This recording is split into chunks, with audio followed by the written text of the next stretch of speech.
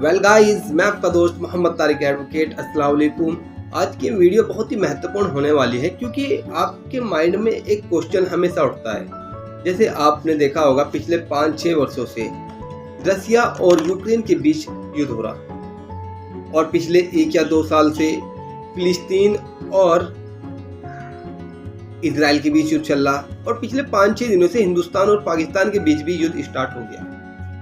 तो खैर, ऐसे में आपके माइंड में एक क्वेश्चन हमेशा उठता है कि आपने आखिर सुना होगा भाई फला देश के पास इतने परमाणु बम हो, फला के पास इतने परमाणु बम हो और फला कंट्री के पास इतने मिसाइल हो, इतने ड्रोन हो, फला कंट्री के पास इतने मिसाइल हो, इतने ड्रोन हो। ऐसी सिचुएशन में आपके माइंड में क्वेश्चन आता होगा कि भाई डायरेक्ट ही भाई बहुत से कंट्री एक दूसरे पर परमाणु का हमला कर दे या मिसाइल से हमला कर दे, तो क्यों नहीं कर पाते? तो ऐसे क्या मसला, ऐसा क्या मामला, ऐसा क्या कानून बने हुए, इससे संबंधित मैं आपको इस वीडियो में जानकारी देने वाला हूं। जो द्वितीय विश्व युद्ध था 1939 में चला और 1945 में खत्म हुआ। तो इस विश्व युद्ध में जितने भी देश थे, प्रेजेंट में आज जो कंट्री 196-97 जितनी भी है, पहले इतनी नहीं थी, कुछ कम थी, लेकिन आपस में ही लोग लड़ रहे थे और मर रहे थे। इनकी जो कहते हैं ना बेलगाम, एक वो उसके ऊपर युद्ध कर रहा, वो उसकी जमीन हथियाना चाह रहा, वो उसकी जमीन हथियाना चाह रहा, यानी कि जिसकी लाठी उसकी भैंस। ये जो मिसाल आपने सुनी होगी, ऐसा ही था पहले। द्वितीय विश्व युद्ध में जब देखा गया, जो युद्ध का जो परिणाम था, लगभग 5 करोड़ लोगों ने अपनी जान गंवाई। इसी चीज को देखते हुए स्विट्जरलैंड के जिनेवा में सभी जितने भी कंट्री थी, उनके मंत्रियों या उनके जो भी नेता थे, जो भी उनके लीडर थे, उन्हें इकट्ठा किया गया और इकट्ठा करने के बाद रूल और रेगुलेशन बनाए गए। उन रूल रेगुलेशन में बताया गया कि भाई अगर कोई भी, पहली बात तो युद्ध का जो परिणाम होता है वो अच्छा नहीं होता।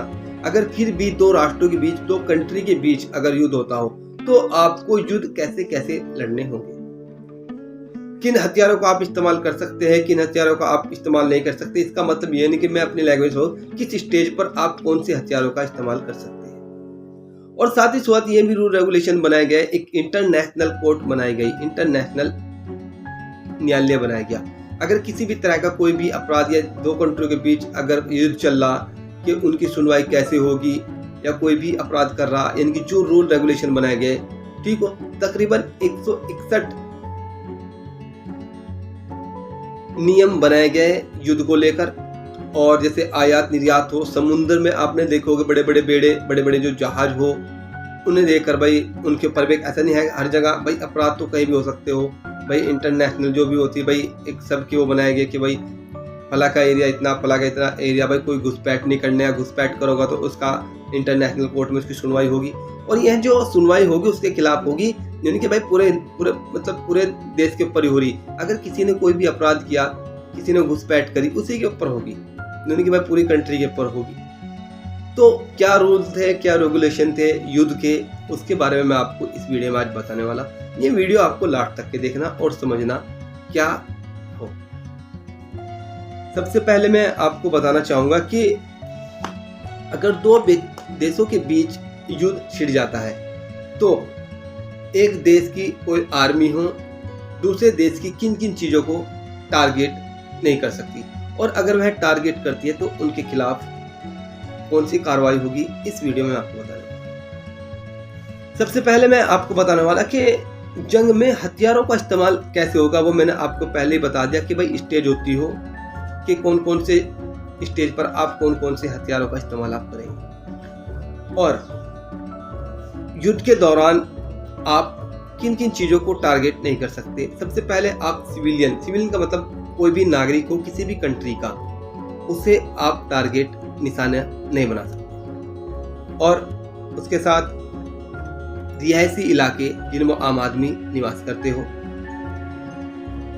ऐतिहासिक इमारतें होगी, हिस्टोरिकल प्लेस हो गए, स्कूल हो गए, कॉलेज हो गए, और साथ ही साथ धार्मिक स्थल हो, मंदिर हो, मस्जिद हो, गुरुद्वारा हो या कोई भी धार्मिक स्थल, उसे आप युद्ध के दौरान टारगेट नहीं बनाओगे। ये रूल।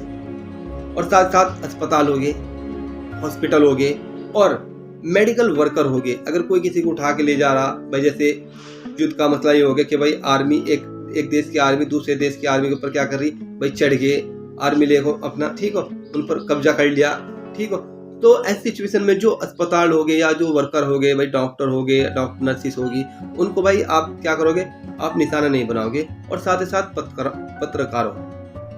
पत्रकारों को भी आप निशाना नहीं बनाओगे। ये रूल है।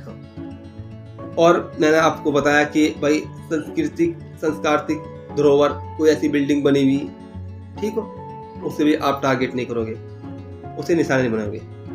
आम लोगों के बने हुए, अगर भाई आम लोगों को के लिए शेल्टर बना रखे, भाई शेल्टर का मतलब भाई नीचे बहुत बड़े बड़े आम लोग रह रहे हैं वहाँ पर, आप उसे भी, कोई भी देश की आर्मी उसे भी निशाना नहीं बनाएगी। हाँ, जैसे कि डेमिलाइटेड जैसे बैंक हो गए, ऐसी चीज़ों को भी निशाना आप नहीं बना सकते युद्ध के अंदर। बल्कि युद्ध के दौरान दुश्मन देश के जो सैन्य ठिकाने हैं, सैन्य ठिकाने मतलब जो आर्मी जो कैंप होते हो, ठीक हो, उन्हें आप ठिकाना बनाओगे। क्योंकि युद्ध का जो मैटर होता है, युद्ध की जो जंग होती है, वो आर्मी के, एक देश की आर्मी की दूसरे देश की आर्मी के बीच होती है।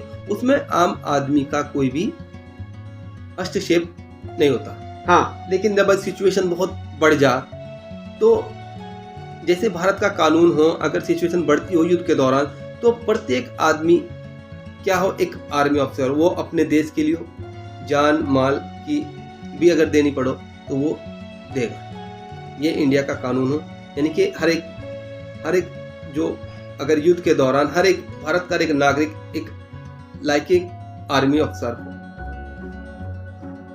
उसके बाद युद्ध के दौरान अगर कोई एक देश का नागरिक दूसरे देश के एक देश का जो आर्मी ऑफिसर हो, अपने आप को सरेंडर करता हो दूसरे आर्मी ऑफिसर के सामने, तो ऐसी सिचुएशन में वो जो दूसरा आर्मी ऑफिसर हो दूसरी कंट्री का, उसको वो कत्ल नहीं करेगा, यानी कि उसे मारने का नहीं, और उसके साथ मानवीय व्यवहार करेगा, यानी कि भाई उसको टॉर्चर कर रहा।